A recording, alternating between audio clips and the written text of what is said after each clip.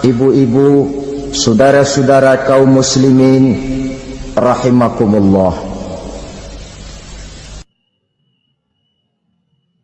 Di dalam kehidupan kita sebagai seorang muslim, minimal 5 kali dalam sehari semalam kita mendengar seruan untuk mendirikan solat yang disebut azan.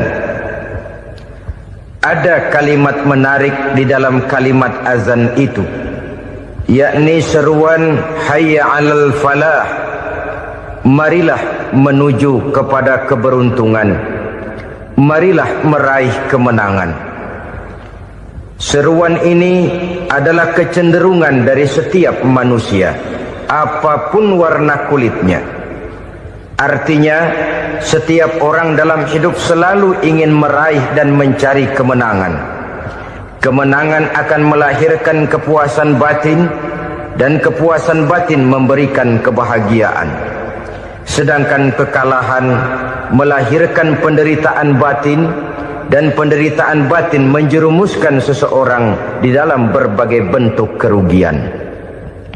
Jikalau inilah seruan azan, maka masalahnya ialah apa yang menyebabkan kita meraih kemenangan. Al-Quranul Karim memberikan tuntunan dan ajaran kepada kita bahwa orang-orang yang memperoleh kemenangan itu tidak lain adalah orang-orang yang bertakwa.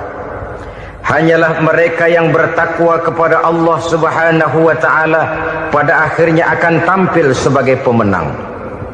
Lalu siapa orang yang bertakwa itu? Dijelaskan dalam awal-awal Al-Baqarah, orang yang bertakwa yang akan meraih kemenangan.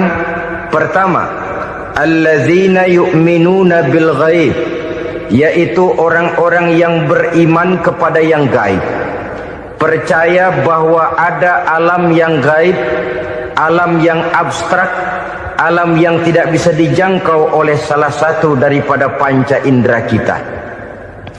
Mereka percaya dan beriman kepada adanya malaikat, beriman kepada adanya iblis dan jin, beriman kepada adanya alam kubur, beriman kepada adanya alam mahsyar, beriman kepada adanya alam akhirat, beriman kepada adanya surga dan neraka. Beriman bukan cuma sekedar beriman dalam ucapan bibir saja, tetapi beriman yang nilai iman itu mampu mewarnai gerak dan gaya hidupnya. Iman yang meresap sampai ke tulang sumsum, kemudian memberikan dampak positif di dalam kehidupan manusia. Alam, kita tahu, adalah sesuatu yang selain Allah, dan Allah bukanlah alam. Apapun namanya selain daripada Allah, itu adalah alam. Alam pada hakikatnya terbagi menjadi dua. Ada alam syahadah, alam nyata, alam konkret, alam yang bisa dijangkau oleh salah satu indera kita. Kemudian ada alam ghaib, alam yang tidak bisa dijangkau oleh panca indera kita, alam metafisika, alam abstrak, alam yang wajib kita imani keberadaannya. Kita percaya bahwa malaikat itu ada, kita percaya kepada jin, bahwa jin itu ada, kita percaya kepada adanya iblis dan setan. Bukan percaya kepada iblis dan setannya, percaya bahwa iblis dan setan itu ada. Itu termasuk salah satu daripada sifat orang yang bertakwa kepada Allah. Saudara-saudara kaum muslimin rahimakumullah, kecenderungan pembangunan yang lebih bersifat materialistis biasanya menggeser aspek kehidupan rohani. Orang berpikir empiri, dan dalam pola pikir yang demikian, maka alam gaib tidak lagi mendapat perhatian. Aspek kehidupan yang bersifat rohaniah malah mulai ditinggalkan. Akibatnya terjadilah kepincangan di dalam kehidupan kita. Pernah ada satu pengalaman pribadi dalam perjalanan kembali ke tanah air. Dalam pesawat di sebelah kanan saya duduklah seorang Jerman namanya Heiner Simonsen. Iseng saya ajak kenalan, saya ajak ngobrol, saya tanya dia. Saya bilang, Mas Heiner ini, kalau pesawat yang kita tumpangi ini jatuh ke bawah, kira-kira apa yang bakal terjadi, Mas? Dia bilang, kita semua akan mati. Begitu? Iya. Oke. Apa itu mati? Tanya saya. Dia bilang, untuk tahu apa itu mati, kita harus tahu lebih dahulu apa itu hidup. Saya pikir nih bule bisa ngomong juga. Baiklah kata saya. Apa hidup menurut Anda itu? Oh, hidup itu dia bilang, kalau seluruh anggota badan kita bekerja secara normal, paru-paru memompa darah secara normal, jantung berdetak secara normal, sel-sel tubuh bekerja secara fit, dan organisme tubuh hanya mau bekerja secara normal, dia bilang, kalau kita memberi makan yang cukup, menu yang teratur, dan gizi yang lengkap. Saya bilang, kesimpulannya apa, Ner? Dia jawab, hidup adalah dari tangan ke mulut. Life is from the hand to the mouth, kata dia. Hidup adalah dari tangan ke mulut. Jadi masalah hidup tidak lebih daripada masalah isi perut. Orang pergi pagi, pulang sore, peras keringat, banting tulang, perut yang dibelain. Saya bilang, you are wrong. Sampean salah, Ner. Kamu orang Islam bukan? Bukan.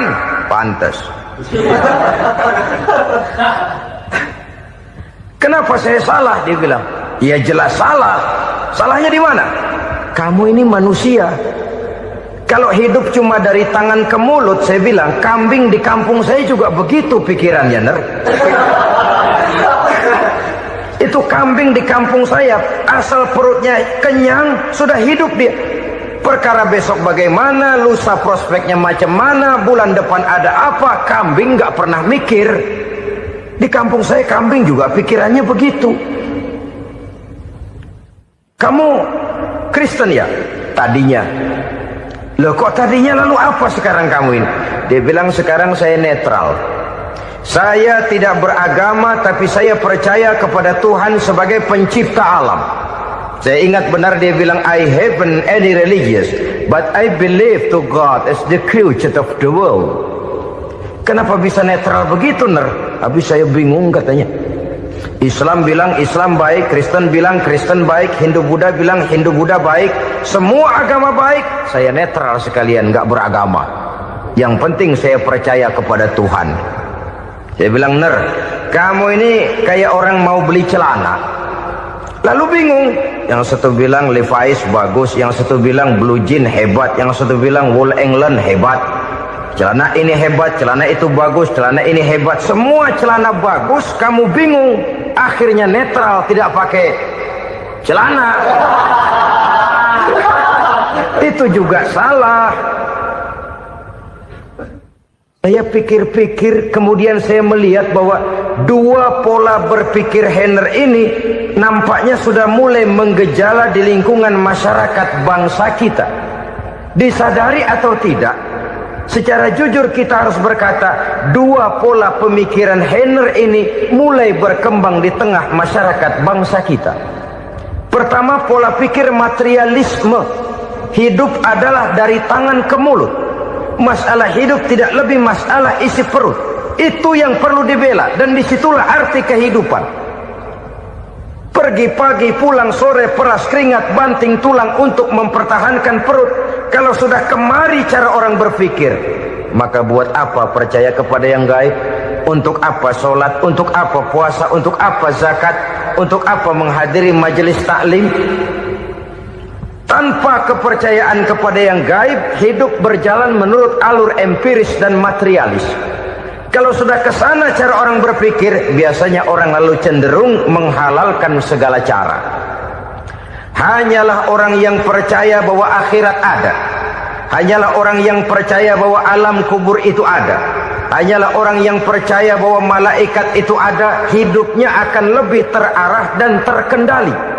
Karena kepercayaan kepada yang gaib, yang merupakan fase daripada kehidupan setelah hidup yang sekarang ini, mewarnai gerak pribadi seseorang di dalam dia melakukan kegiatan hidupnya. Pola berpikir materialisme, disadari atau tidak, mulai menggejala di lingkungan masyarakat bangsa kita. Hidup tidak lebih dari urusan tangan ke mulut, mulut ke tangan, tangan ke mulut. Asal perut sudah kenyang, hiduplah sudah. Perkara bagaimana prospek hari yang akan datang, bagaimana akhirat, tidak jadi persoalan. Ini yang oleh Nabi diperingatkan, ad-dunya sijnul mu'min wa jannatul kafir. Dunia adalah penjara bagi orang beriman dan surga bagi orang kafir.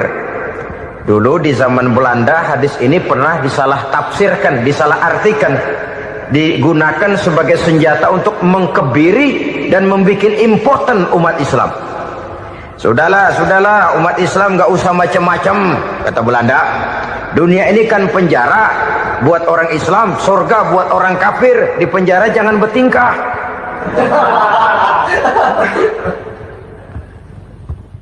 Pengertiannya tidak begitu.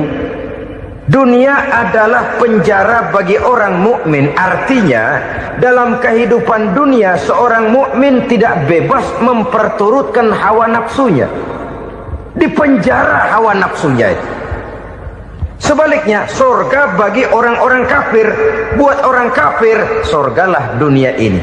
Mereka bebas memperturutkan hawa nafsunya, dilarang tidak terlarang, dicegah pun tidak tercegah. Mereka hidup menurut alur bisikan nafsu mereka sendiri.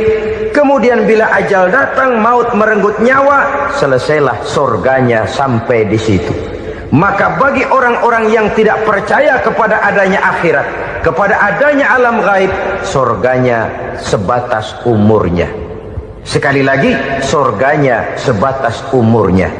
Bila umur selesai, ajal pun datang merenggut nyawa, selesailah sudah surganya sampai di situ. Alangkah pendeknya perjalanan orang-orang yang tidak percaya kepada alam gaib ini. Bagi kita mukmin, jikalau kita mampu memenjarakan hawa nafsu, kita bisa bahagia di dunia ini. Dan Islam memang tidak menyuruh kita sengsara di dunia. Raih dunia, kejar dunia, gapai dunia sebagai alat untuk mencapai kebahagiaan di akhirat nanti. Hidup adalah satu perjalanan panjang yang terbentang sejak kita terlahir dari alam rahim sampai kepada alam akhirat nanti. Andai kata kita gagal meraih kebahagiaan di dunia, toh kita masih punya akhirat. Tapi jangan jadi dalil yang melemahkan semangat. Biarin dah kita di dunia kebelangsak, yang penting akhirat. Akhirnya dunia benar-benar kebelangsak. Bagaimana dunia ini bisa kita raih, dan bagaimana meraih dunia untuk menunjang kepentingan akhirat nanti. Yang kedua, dari pikiran Heiner yang saya lihat menggejala di lingkungan masyarakat bangsa kita, timbulnya manusia-manusia netral. Seolah-olah Tuhan yes, agama no. Sama Tuhan percaya, agama ogah. Tuhan ngangguk, giliran agama godeng. Padahal hampir dalam setiap ayat dalam Quran, kata-kata amanu biasanya bergandeng dengan wa amilus sholihat. Iman dan amal soleh. Ini sebagai isyarat Tuhan dan agama jangan pernah dipisah-pisah. Apabila kita bertuhan, maka kita harus beragama. Apabila kita beragama, maka agama itu harus bersumberkan dari Tuhan yang kita imani itu. Tidak mungkin kita pisah, Tuhan yes, agama no. Sama Tuhan percaya tapi agama bikin sendiri. Sembayangnya cukup bengong 2 jam madep ngulon.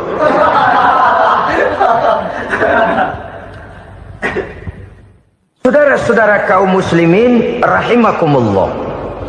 Jadi dengan demikian, agama yang kita akui merupakan unsur mutlak di dalam pembangunan sekarang ini, merupakan bagian dari kehidupan yang menuntun kita bahwa di balik alam nyata ini, di balik alam syahadah ini ada alam gaib. Dan mudabbir, murabbi yang mengatur, yang menguasai, yang memelihara, baik dia alam nyata, baik dia alam gaib, tidak lain adalah Allah Subhanahu wa ta'ala. Di sana ada satu super power, satu maha kekuatan yang kita perlu bersandar kepadanya. Sebagai makhluk nyata yang hidup di alam nyata, berbuatlah secara nyata sebagaimana harusnya kita berbuat. Karena Islam jelas bukan agamanya orang pemalas. Islam jelas bukan agamanya orang yang mengajarkan setelah selesai sholat boleh duduk, nggelenggem ayam-ayam, ndelohom, menghitung bintang di langit sambil menunggu keajaiban. Tidak. Islam adalah agama yang mengajarkan apabila sholat sudah selesai kamu kerjakan, bertebaranlah di permukaan bumi, cari karunia Tuhanmu. Jangan hidup berpangku tangan menunggu keajaiban. Karena hidup bukan undian. Jangan berharap untung besar tanpa mau peras keringat. Tapi di sebalik itu toh kita juga harus yakin bahwa di sisi usaha nyata yang kita lakukan ada satu super power, satu maha kekuatan gaib yang menentukan berhasil dan tidaknya usaha kita. Kepercayaan kepada hal semacam inilah yang mendorong kita untuk mempunyai sandaran vertikal, agar jikalau usaha ini berhasil, kita tidak lupa diri dan lupa daratan. Jikalau usaha ini gagal, kita tidak putus asa dan buruk sangka, tidak cupik pandangan dan sempit hati, tapi mampu melihat persoalan dengan kacamata putih sambil husnuzon kepada Allah Subhanahu wa ta'ala. Kita percaya malaikat itu ada. Ada yang namanya Raqib dan Atid, mengawasi gerak hidup kita sampai kepada gerak hati kita. Ini memberikan sugesti agar kita berhati-hati. Tidak sejengkal tanah pun kita bisa berlindung dari pengawasan Raqib dan Atid. Ada Munkar Nakir yang akan menyoal kita di alam kubur. Ada malaikat Malik, penjaga neraka. Ada malaikat Ridwan yang menjaga surga. Kita percaya kepada adanya jin, kita percaya kepada adanya setan, iblis. Percaya kepada adanya, bukan mempercayai si setan, si iblis lalu menjadikannya sebagai teman. Tidak. Percaya bahwa mereka itu ada dan merupakan makhluk Allah yang gaib, yang diciptakan Allah Azza wa Jalla. Kepercayaan kepada alam gaib memberikan motivasi terhadap gerak lahir manusia, sehingga dengan motivasi kepercayaan kepada yang gaib, gerak lahir jadi lebih terarah, jadi lebih terpelihara. Pernah seseorang bertanya, "Pak, apakah adanya akhirat bisa dibuktikan secara ilmiah?" Saya bilang tidak bisa, tidak bisa. Kenapa? Karena yang berangkat nggak pernah pulang kembali lagi. Kalau dia pulang kemari bisa kita tanya bagaimana enak di sono. Cuma secara moral saya katakan, lebih beruntung orang yang percaya kepada akhirat daripada yang tidak. Sekarang saudara percaya akhirat ada, lalu saudara baik-baik di dunia, sholat, puasa, zakat, menolong orang lain, menebarkan kebajikan. Saudara mati, andai kata akhirat tidak ada, toh dalam hidup saudara sudah berbuat baik. Paling tidak nama saudara akan dikenang sebagai orang baik. Sebaliknya, saudara percaya, kata saya, bahwa akhirat tidak ada, lalu hidup semau-maunya, tenggelam dalam maksiat dan munkarat, menentang Allah, tidak mau ruku dan sujud. Lalu saudara mati, kemudian akhirat ada. Ayo, mau apa? Bekal tidak punya. Jadi secara moral lebih beruntung orang yang percaya kepada adanya akhirat daripada yang tidak percaya. Dan itu alam gaib yang tidak bisa dibuktikan secara eksat. Jangankan untuk membuktikan seperti itu, dalam kehidupan sehari-hari saja yang kita rasakan tidak selalu berbentuk toh. Angin, bagaimana sih bentuknya angin? Kita tidak tahu. Merah, buktinya kalau dikerok merah. Yang merah itu kulit, yang kulit kita bukan anginnya. Sakit, rasa sakit itu ada, tapi bagaimana bentuk sakit kita nggak pernah tahu. Kalau kita makan cabai pedas, bagaimana bentuk pedas itu tidak ada, tapi rasa ada. Bentuk pedas hijau, cabenya bukan pedasnya. Tidak semua yang kita rasakan bisa kita gambarkan dalam bentuk yang konkret. Oleh karena itu, sekali lagi bahwa kepercayaan kepada alam yang gaib mampu memberikan satu sugesti yang menata kehidupan seseorang lebih lurus, lebih terarah, dan lebih terkendali. Maka wajar kalau kepercayaan kepada yang gaib mengantarkan seseorang untuk meraih kemenangan. Kenapa? Dia percaya kepada yang gaib, bahwa akhirat ada, bahwa alam kubur ada, bahwa pertanggungan jawab itu ada. Maka dia lalu tidak hidup saenae udele dewe, gitu loh. Tidak hidup menurut seleranya sendiri, terarah, teratur. Ini cirinya yang pertama. Orang bertakwa yang akan meraih kemenangan, mereka beriman, mereka percaya kepada yang gaib. Bahkan hal-hal konkret saja selalu berangkat dari yang gaib. Saudara-saudara, para remaja, para pemuda sekarang ini tidak pernah tahu toh siapa yang akan jadi teman hidup saudara. Kita bisa saja ngerancang, mentargetkan, tapi toh akhirnya yang namanya jodoh bukan kekuasaan kita. Rezeki di luar kemampuan kita. Begitu juga ajal, maut, jodoh, ajal adalah contoh-contoh konkret bahwa pada akhirnya yang gaiblah yang menentukan. Bertahun-tahun ngelancong, emang jodoh seret nggak jadi.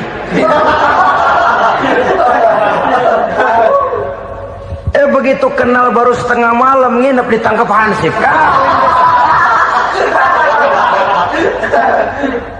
Hal-hal semacam itu kadang-kadang kita berpikir suuzon, gile, perempuannya cakep banget, lakinya rebek amat. Memang begitulah jodohnya. Memang begitulah jodohnya.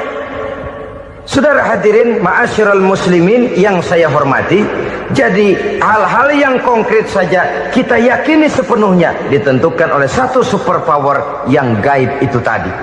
Dari sanalah segala ketentuan itu berangkat dan kesanalah segalanya akan kembali. Maka kepercayaan kepada yang gaib meluruskan gerak hidup seseorang dan itu akan mengantarkan dia kepada meraih kemenangan. Satu. Yang kedua, wa yuqimuna shalah. Orang bertakwa yang akan meraih kemenangan itu adalah orang-orang yang mendirikan sholat. Kenapa sholat mengantarkan orang untuk meraih kemenangan? Yang jelas, inna sholata tanha anil fahsya'i wal munkar. Sholat mampu mencegah manusia dari perbuatan keji dan munkar. Banyak filsafat hidup yang terkandung di dalam sholat ini. Sejak kita wudhu sampai kita menghadap ke arah kiblat, sampai kita melakukan gerak-gerak sholat, bacaan-bacaan yang ada di dalam sholat, lalu sampai kepada mengucapkan salam. Banyak filsafat hidup yang terkandung di dalam sholat. Umpamanya saja, setelah takbiratul ihram mulai kita dengan sholat dalam posisi berdiri, diajarkan dalam kitab-kitab fikih agar kita melihat ke arah tempat sujud. Ini kan filsafat kehidupan. Kalau kamu sholat dalam posisi berdiri, lihat tempat sujud. Jangan sholat mata jelalatan, sebab nanti bisa mengurangi kekhusyuan. Jadi wajar kalau yang dikatakan bahwa yang paling afdol adalah shaf yang di depan. Kenapa? Secara harfiah pengertiannya akan lebih mengundang kekhusyuan. Kenapa? Kalau kita di shaf paling depan di masjid umpamanya paling banter kita lihat tembok. Tapi kalau kita shaf di tengah atau di belakang, orang-orang di depan kita pun akan kelihatan. Yang bajunya loreng, yang bajunya genggang, yang bajunya macam-macam. Kita lihat, kadang-kadang kita pikirin, ada yang bajunya bolong. Kita sholat tapi dalam hati, nih orang bajunya robek yang nggak tahu apa. Ada saja hal-hal yang mengusik kekhusyuan kita. Oleh sebab itu diajarkan dalam posisi berdiri, lihat, arahkan pandangan matamu kepada tempat sujud. Ini kan filsafat kehidupan. Maksudnya apa? Kalau lagi diri lihat dong tempat sujud. Kalau udah di atas ingat dong sama yang bawah. Kalau sudah tinggi ingat dong dari mana kamu berangkat. Kalau sudah berkuasa bantu dong yang lemah. Kalau sudah kaya santuni dong yang miskin. Kalau sudah alim bimbing dong yang awam. Ini filsafat kehidupan. Dalam posisi berdiri kau lihat tempat sujud. Ini akan melahirkan kepekaan sosial di mana seseorang mau tahu kepada orang lainnya.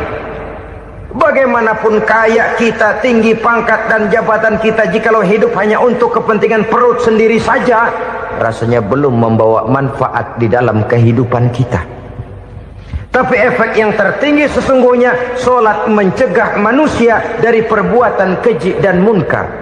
Perbuatan keji dan munkar walaupun kelihatannya mendatangkan uang, membawa keuntungan, tapi itu keuntungan semu, keuntungan sementara. Dengan menipu orang lain kita bisa dapat untung, tapi tidak membawa berkah. Dan itu adalah kerugian besar dalam kehidupan kita. Maka untuk meraih kemenangan harus dimulai dengan membentuk kepribadian yang tegar, memiliki sandaran vertikal yang langsung kepada Allah Subhanahu wa ta'ala. Dan itu hanya bisa kita tempuh melalui jalur ibadah formal yang sudah ditentukan Allah, yakni solat yang 5 waktu. Untuk memperkuat itu ada solat-solat sunnah, rawatib, nawafil sebagai terminal-terminal kontrol cadangan untuk memelihara stabilitas temperatur batin di dalam kita berhubungan dengan zat yang maha gaib, yaitu Allah Subhanahu wa ta'ala. Orang sering bertanya, Pak, itu tetangga saya nggak sholat, duitnya nggak habis-habis, Pak. Nggak sholat tapi mobilnya tambah terus. Nggak sholat tapi usahanya makin maju. Tapi di sisi lain ada orang yang rajin sholat, rezekinya butak bener. Anaknya mana kurus, mana korengan. Saudara hadirin ma'asyiral muslimin rahimakumullah. Harus saya katakan bahwa solat memang bukan untuk cari duit. Solat adalah sandaran vertikal kita kepada Allah. Sedangkan soal rezeki itu berkaitan dengan sifat Allah maha pengasih dan maha penyayang. Allah maha pengasih, siapapun dikasih kalau mau usaha. Allah maha penyayang, tidak semua orang disayang oleh Allah Azza wa Jalla. Dan belum tentu banyak harta itu merupakan nikmat. Mungkin juga istidraj. Artinya istidraj itu dikasih tapi diambulin, kalau bahasa Betawinya itu. Dikasih tapi diambulin, itu bukan merupakan nikmat sesungguhnya, lebih merupakan azab dari Allah Subhanahu wa ta'ala.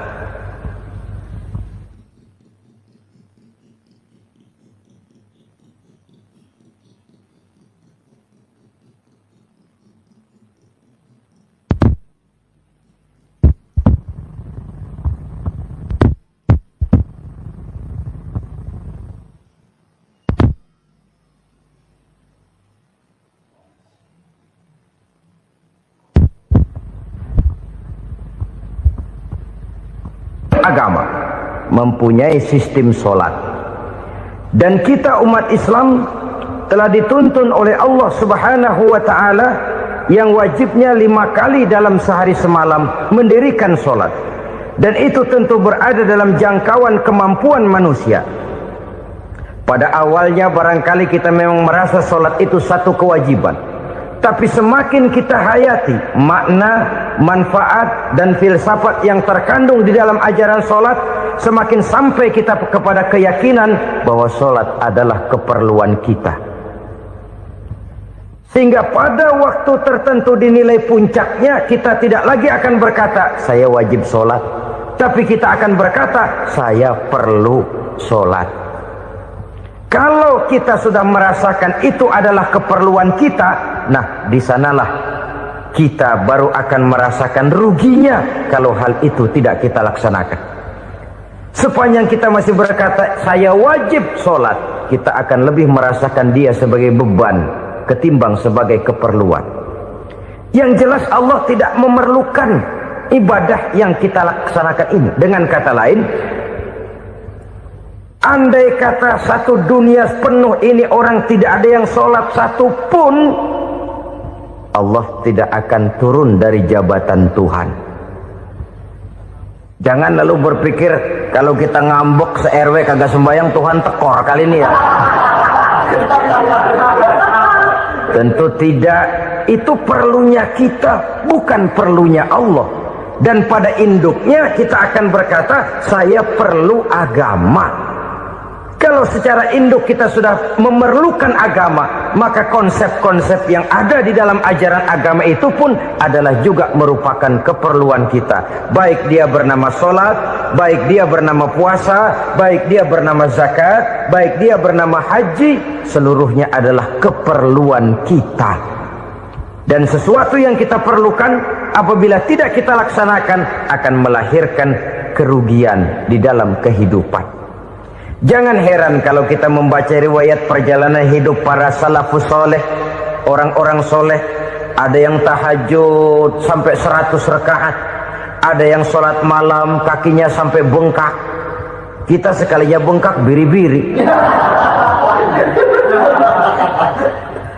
Ada yang sholat membaca surah dalam Al-Quran sampai khotam Quran. Kok mau? Mereka sudah merasakan itu keperluan. Itu saja soalnya. Satu saat pun jikalau kita merasa bahwa itu keperluan saya, kita pun akan melaksanakan seperti itu. Keperluan saya dalam kehidupan. Inilah yang kedua. Yang ketiga, orang bertakwa yang akan meraih kemenangan itu, wa mimma razaqnahum yunfikun. Mereka membelanjakan sebagian daripada rezeki yang diberikan Allah kepada mereka. Mereka infakkan di jalan Allah. Ada satu dialog menarik. Satu hari seorang anak muda bertemu dengan seorang kakek-kakek yang sudah dikenalnya baik. Bertanyalah anak muda ini, "Kek, umur kakek berapa tahun?" 15 tahun, kata si kakek. Anak kakek berapa orang? 1. Harta kakek berapa banyak? 15 juta. Si anak muda ini bengong. Lalu protes, "Kok kakek bohongin saya?" "Kenapa?" "Saya tahu umur kakek 70 tahun. Kenapa ngaku 15? Saya tahu anak kakek 5. Kenapa bilang 1? Saya tahu kakek miliuner, miliaran uang kakek. Kenapa ngaku cuma 15 juta? Begini, kata si kakek tadi. Benar, umur saya 70 tahun. Tapi dari umur yang 70 tahun itu baru 15 tahun terakhir ini saya merasakan ibadah kepada Allah. Meninggalkan maksiat, jauh dari segala macam munkarat. Maka yang 15 tahun inilah yang benar-benar saya rasakan sebagai umur saya. Benar anak saya 5, tapi yang 4 susah diatur. Cuman 1 rasanya nih yang bakal jadi si buah hati belahan jantung berlanjut cerita penerus sejarah. Cuma 1 ini yang saya harapkan, yang akan jadi anak soleh, yang akan membuat saya menerima pensiunan pahala. Kalau yang 4 apek dah, nggak ada harapan. Yang 1 nyekek botol mulu. Oh begitu, iya. Lalu kenapa kakek bilang harta kakek cuma 15 juta padahal saya tahu kakek uangnya miliaran, depositonya banyak? Ya karena 15 juta itulah yang saya ingat yang pernah saya belanjakan di jalan Allah. Saya merasa itulah harta saya yang sebenarnya. Yang miliaran yang saya simpan di bank kelak kalau satu saat saya mati akan jadi rebutan di antara anak-anak saya. Iya kalau anak saya soleh kayak yang 1 ini. Kalau yang 4 tadi udah tulen dia bakal berantem dah berebut tuh. Jadi 15 juta yang saya belanjakan di jalan Allah inilah yang saya merasakan benar-benar harta saya yang sesungguhnya. Dialog ini patut menjadi bahan renungan kita bersama. Diberikan kita umur 40, 50, 60, 70, 80. Berapa tahun dari umur yang diberikan itu yang jalan mulus, yang kita gunakan untuk melaksanakan ibadah? Banyak harta kita simpan di bank, di lemari, di dompet, di tas. Tapi berapa yang sudah kita depositokan di jalan Allah yang akan menemani kita di hari kita kembali nanti? Maka orang bertakwa yang akan meraih kemenangan, wa mimma razaqnahum yunfikun, mereka membelanjakan sebagian dari rezeki yang diberikan Allah di jalan Allah subhanahu wa ta'ala. Ma'asyiral muslimin rahimakumullah, zahirnya memang kita memberikan kepada orang lain, tapi hakikatnya kita menyimpan untuk diri kita sendiri. Kita memberikan kepada yatim piatu 25.000. Zahirnya kita memberikan si yatim, hakikatnya kan kita cuma nyimpan. Saya berikan, titip kepadamu, ini untuk saya di akhirat. Kau boleh belikan baju, kau boleh belikan untukmu makan, kau boleh bayarkan sekolahmu. Ini untuk saya. Hakikatnya kita nyumbang masjid 1 juta, zahirnya kita berikan kepada panitia masjid, tapi hakikatnya kan cuma titip 1 juta ya, untuk saya di alam kubur nanti. Silakan kau boleh belikan semen, ini uang, belikan besi, belikan pasir. Saya cuma sekedar titip untuk kepentingan saya. Hakikatnya kita cuma sekedar menitip. Sebagaimanapun pada hakikatnya, apapun yang kita miliki dalam kehidupan kan cuma sekedar hak guna pakai, bukan hak milik mutlak. Harta kita, rumah kita, kendaraan kita, kebun kita, pabrik kita, hak guna pakai saja. Hak milik mutlak cuma untuk Allah subhanahu wa ta'ala. Saudara-saudara kaum muslimin rahimakumullah, ini yang ketiga. Kemudian yang keempat, orang-orang bertakwa yang akan meraih kemenangan, allazina yu'minuna bima unzila ilaika, mereka yang beriman, mereka yang percaya kepada apa yang telah diturunkan kepadamu Muhammad, ay Al-Quran, yakni Al-Quranul Karim. Setelah percaya kepada yang gaib, mendirikan solat, kemudian menginfakkan sebagian dari rezeki yang diberikan Allah, mereka juga lalu percaya kepada yang diturunkan terhadap Nabi, yaitu tidak lain Al-Quranul Karim. Sekali lagi di sini, percaya bukan hanya sekedar percaya saja, tetapi percaya lalu menjadikan Al-Quran itu sebagai pedoman hidup. Sebab memang Al-Quran itu adalah GBHM, garis-garis besar haluan muslim. Apa yang harus kita lakukan, apa yang harus tidak kita lakukan, bagaimana mestinya kita bertingkah laku dan berbuat, seluruhnya tercantum di dalam Al-Quranul Karim. Itu sebabnya ketika satu hari Aisyah ditanya bagaimana akhlak Rasul, beliau menjawab, kana Rasulullah sallallahu alaihi wasallam khuluquhul Quran. Akhlak daripada Rasulullah tidak lain adalah Al-Quran.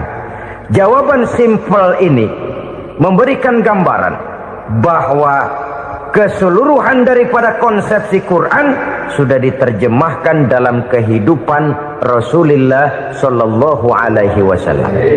Karena kita tahu akhlak adalah keseluruhan dari gerak hidup manusia. Sejak ia berpribadi, berumah tangga, bertetangga, bermasyarakat, sampai kepada berbangsa dan bernegara, Al-Quran tetap memberikan sentuhan nilainya. Oleh karenanya, orang-orang yang bertakwa adalah orang-orang yang menjadikan Al-Quran sebagai pedoman dalam kehidupannya. Dan kita yakini Al-Quran diturunkan kepada Nabi Muhammad bukan merupakan produk Nabi Muhammad. Isi dan redaksinya langsung dari Allah subhanahu wa ta'ala. Kemudian cirinya yang kelima, orang bertakwa yang akan meraih kemenangan itu, wa ma unzila min qablika. Tidak hanya sekedar percaya kepada yang diturunkan terhadap Nabi Muhammad, yaitu Al-Quran, mereka juga percaya kepada apa yang pernah diturunkan kepada para nabi, kepada para rasul sebelum Nabi Muhammad. Percaya kepada adanya suhuf, percaya kepada adanya Taurat, percaya kepada adanya Injil, percaya bahwa Allah dahulunya sudah menurunkan Taurat kepada Musa, percaya bahwa Allah sudah menurunkan Injil kepada Isa, percaya Injil ada, Taurat ada, diturunkan Allah untuk Isa dan Musa, tetapi tidak wajib mengamalkannya karena kita sudah diberikan Al-Quranul Karim. Ini yang perlu saya garis bawahi. Kita percaya Allah telah menurunkan Injil dahulu kepada Isa. Kita percaya bahwa Allah telah menurunkan Taurat dahulunya kepada Nabi Musa. Kadang-kadang ini dijadikan dalih, dikacaukan pengertiannya. Quran saja mengajarkan bahwa orang yang bertakwa harus percaya kepada Injil, maka pakailah Injil. Apalagi kalau ayat sebelumnya ditilap, dihapus, dihilangkan, Injilnya yang ditekankan, maka akan terjadilah penekanan yang salah arah. Karena salah arah akhirnya bisa merusak dan menghancurkan akidah. Ketika Rasul suatu saat pernah ditanya orang, "Ya Rasul, bagaimana sikap kita sebagai muslim terhadap Injil yang ada sekarang?" Beliau menjawab, "La tukadzibuhu jami'an wa la tusaddiquhu jami'an." Jangan didustakan seluruhnya, jangan juga dibenarkan semuanya. Artinya, ini sudah merupakan gambaran dari Rasul bahwa dalam Injil yang ada sekarang masih ada ajaran-ajaran tauhid yang dibawa oleh Nabi Isa dan diajarkan kepada umatnya. Tapi juga dalam Injil yang sekarang ini sudah terkena intervensi dan investasi manusiawi. Karena itu Rasul menyimpulkan, la tukadzibuhu jami'an wa la tusaddiquhu jami'an. Jangan didustakan semua, jangan dibenarkan seluruhnya. Kita memang percaya Allah telah menurunkan Injil kepada Nabi Isa dulu, tapi kita tidak wajib mengamalkan Injil. Kita percaya Allah telah menurunkan Taurat kepada Nabi Musa, tapi kita tidak wajib mengamalkan kitab ajaran Taurat. Yang wajib kita percayai dan kita amalkan hanyalah Al-Quranul Karim. Kenapa? Oleh karena baik yang ada di dalam Taurat, baik yang ada di dalam Injil, tentu tercakup di dalam Al-Quran sebagai kitab terakhir yang diturunkan oleh Allah Subhanahu wa Ta'ala. Dan itu wajar. Kalau seorang pejabat mau mengeluarkan satu keputusan baru, tentu dia harus meninjau keputusan-keputusan lama. Andai kata dianggap tidak berlaku, dianggap tidak relevan lagi, maka keputusan-keputusan lama itu tentu sudah dianggap tidak berlaku. Sebagian daripada aturan-aturan dalam keputusan lama yang masih dianggap relevan tercantum dalam keputusan baru yang wajib diamalkan. Begitulah hubungannya antara Al-Quran, Taurat, Zabur, dan Injil.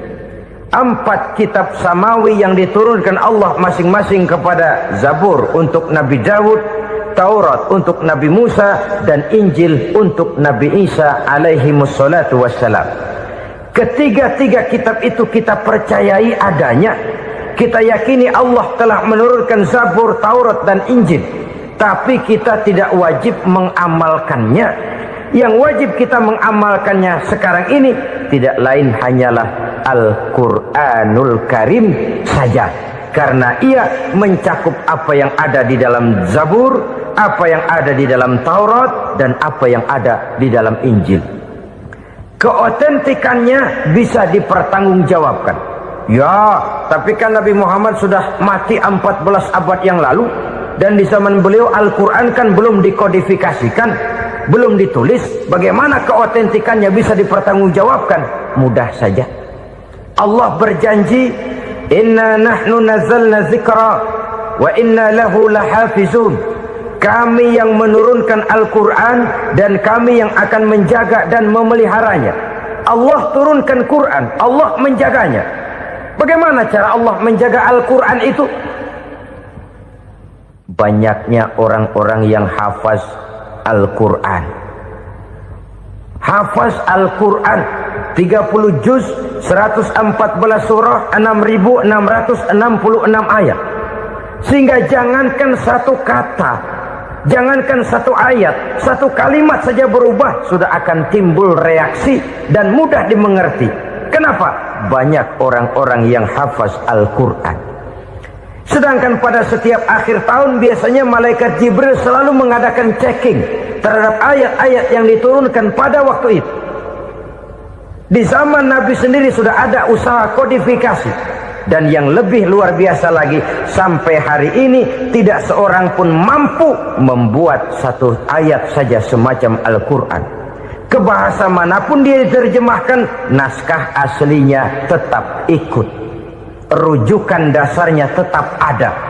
Berdasarkan itu, maka tidak mungkin terjadi penyelewengan terhadap atau pemalsuan terhadap ayat-ayat Al-Quranul Karim. Kesuciannya, keotentikannya, kemurniannya bisa dipertanggungjawabkan. Ma'asyiral muslimin rahimakumullah. Oleh karenanya, konsepsi dasar daripada ajaran Islam ini memang tidak lain adalah Al-Quran dan Sunnah. Isi daripada agama Islam yang merupakan iman, Islam dan ihsan, konsepsi dasarnya tidak lain adalah Al-Quran dan Sunnah Rasulullah Sallallahu Alaihi Wasallam. Maka yang kita perlukan sekarang ini adalah terjemahan Al-Quran di dalam kehidupan kita. Dengan demikian, maka gaya kehidupan yang lebih Qurani itulah yang kita dambakan. Kita perlu memang terjemahan Quran dalam bahasa Inggris, dalam bahasa Belanda, dalam bahasa Jepang, tapi yang lebih kita perlukan adalah terjemahan Quran di dalam kehidupan kita. Konsekuen, tidak memanipulasi, ringan sama kita jinjing, berat sama kita pikul. Jangan kalau lempengan ayat Quran tuh kira-kira enak diamalin, keras teriakan kita. Giliran kira-kira ayat Quran itu mukul kepala kita sendiri, diam kita. Itu ciri yang pernah disindir Allah dalam awal-awal Baqarah juga. Ciri beragamanya orang yang munafik. Kullama adha'a lahum masyawfi, kata Allah, wa iza azlama alaihim qamu. Apabila terang mereka jalan, apabila gelap mereka berhenti.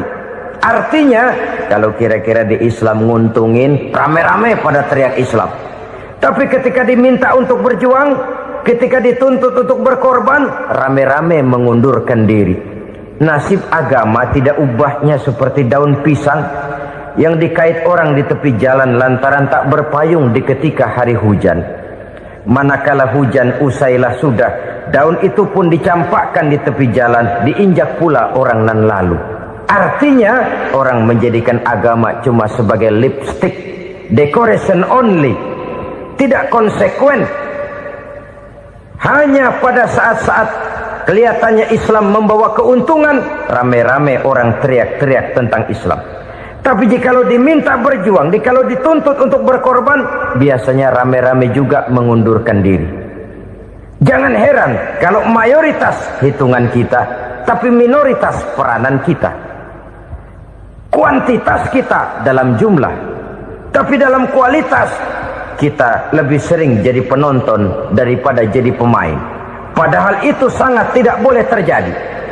Umat Islam di Indonesia harus bangkit. Umat Islam di Indonesia harus sadar akan keberadaannya. Tidak boleh hanya jadi penonton berpangku tangan. Karena memang agama kita juga mengajarkan untuk konsekuen di dalam menjabarkan ajaran-ajaran daripada agama kita.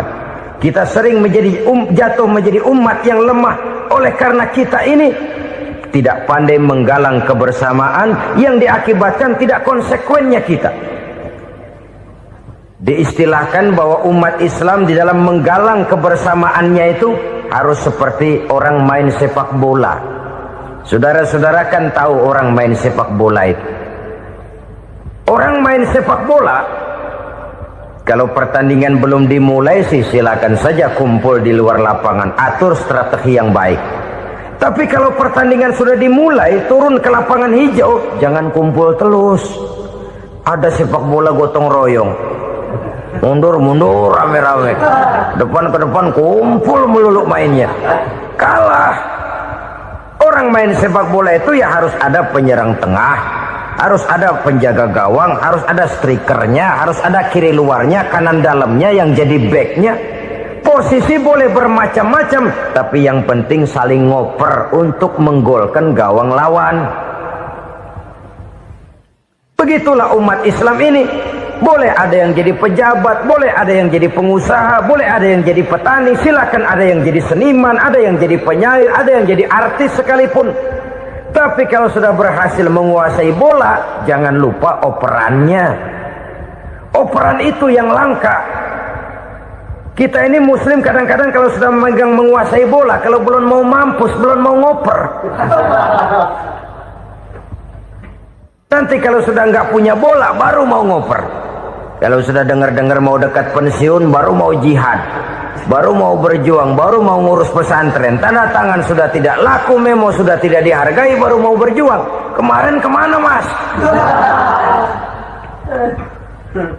Kita tidak pandai memanfaatkan posisi. Dengan kata lain, kalau kembali kepada persoalan kita, konsekuensi kita terhadap agama yang kita anut ini belum ideal. Kita masih lebih sering berislam ini pada saat-saat yang menurut perhitungan kita membawa keuntungan. Tapi kalau diminta berjuang, dituntut berkorban, yang itu pun hakikatnya adalah untuk kepentingan kita juga. Allah tidak pernah menuntut kita untuk jihad bagi kepentingan Allah, itu tidak. Berjuang menegakkan agama Allah, apakah untuk kepentingan Allah? Tidak. Untuk kepentingan kita. Sebab nilai-nilai jihad itu pada akhirnya akan membawa kita kepada suatu kebahagiaan. Setidaknya kalau tidak di dunia, tentu di akhirat sebagai syahid. Oleh karena itu, pada bagian akhir ini saya ingin mengajak, marilah kita konsekuen. Sekali kita berkitabkan Al-Quranul Karim, mari dia kita jadikan pedoman. Jangan cuma kita jadikan sebagai penghias dinding, pelengkap rumah, bahwa di rumah kita ada Al-Quran, tapi yang baca kecoa. Habis pada bolong tuh Quran. Yang penting kan punya Quran. Ditaruh di pintu rumah. Biar apa? Biar kuntilanak kagak masuk katanya. Ya, apa itu nasib Quran? Cuma kerjanya jaga pintu, ngusir kuntilanak, ngusir memedi. Bagaimana kita hidup menurut tuntunan Al-Quran? Kadang-kadang tidak pernah menjadi masalah bagi kita. Maka bagaimanakah Al-Quran akan mungkin membawa keberkahan dalam hidup kalau ajarannya kita injak-injak dalam keseharian kita? Mewujudkan gaya hidup yang lebih Qurani, itulah yang akan kita rintis di dalam kehidupan kita. Bertahap, step by step, menurut kemampuan yang ada pada kita. Jika jalan ini tidak bisa kita selesaikan, percayalah akan ada generasi penerus yang akan melanjutkan usaha dan cita-cita mulia itu. Jadi percaya kepada Taurat, percaya kepada Injil, sekedar percaya Allah dahulunya sudah menurunkan itu. Tapi kita tidak wajib mengamalkannya. Kenapa? Generasi Injil masa berlakunya sudah kedaluarsa. Taurat masa berlakunya sudah kedaluarsa. Injil pernah berlaku untuk orang Nasrani di zaman Nabi Isa. Taurat pernah berlaku untuk orang Yahudi di zaman Nabi Musa. Setelah generasinya berlalu, datang Rasul penutup yang membawa Al-Quranul Karim. Maka Al-Quran itulah yang berlaku menjadi pedoman sampai hari akhir nanti. Jangan jauh dari Al-Quran, karena apabila ini kita lakukan, maka kita akan kembali kepada satu gaya hidup yang jauh dari tuntunan agama, dan itu artinya kita akan semakin jauh untuk meraih kemenangan. Saudara-saudara kaum muslimin rahimakumullah, yang keenam, yang terakhir, orang-orang bertakwa yang akan meraih kemenangan itu wabil akhirati hum yuqinun. Mereka percaya, mereka yakin seyakin-yakinnya akan adanya hari akhir, di mana seseorang akan mempertanggungjawabkan seluruh perbuatannya di dalam hidup ini.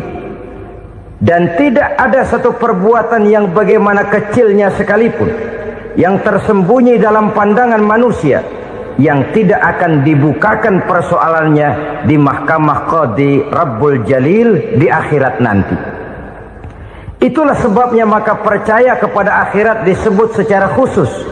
Padahal di awal tadi sudah dijelaskan yu'minuna bil ghaib, percaya kepada alam gaib, dan alam gaib ini termasuk akhirat.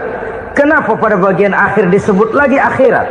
Karena ternyata bahwa kepercayaan kepada adanya akhirat merupakan induk dari kepercayaan terhadap adanya malaikat, setan, jin, dan lain sebagainya, dan akan lebih memberikan sugesti dalam kehidupan manusia untuk meluruskan gerak hidupnya. Jikalau satu saat tergerak hati akan berbuat kejahatan, ingin mencuri, sadarlah, awas, ada akhirat. Sebab kalau kita cuma teriak, awas, ada polisi, itu cuma tertunda sementara. Begitu polisi meleng, embat. Kalau kita ingin berbuat jahat cuma berteriak, awas, ada hansip, cuma sementara ketika hansip itu ada. Tapi kalau ceritanya, awas, ada akhirat. Mau menyeleweng, awas, ada akhirat. Mau berjudi, awas, ada akhirat. Mau mencuri, awas, ada akhirat. Keyakinan yang akan meluruskan gerak hidup manusia, sehingga gerak itu jadi lebih terarah dan terkontrol, tidak merugikan baik diri sendiri, lebih-lebih orang lain. Ternyata bahwa kepercayaan kepadanya adanya hari akhirat sanggup menjadi sumber daya kontrol dari kehidupan manusia, sehingga ia tidak terjebak dalam perbuatan maksiat dan munkarat. Saudara-saudara kaum muslimin, inilah saja yang kita bicarakan pada pertemuan kali ini. Semoga Allah subhanahu wa ta'ala memberikan kekuatan zahir dan batin kepada kita untuk dapat meraih kemenangan dengan beriman kepada yang gaib, mendirikan solat, membelanjakan sebagian dari rezeki yang diberikan Allah, percaya kepada Al-Quran, beriman kepada kitab-kitab yang diturunkan sebelum Al-Quran, lalu meyakini adanya hari akhirat. Terima kasih atas segala perhatian, mohon maaf atas segala kekurangan. Usikum wa nafsi bitaqwallah. Wassalamualaikum warahmatullahi wabarakatuh.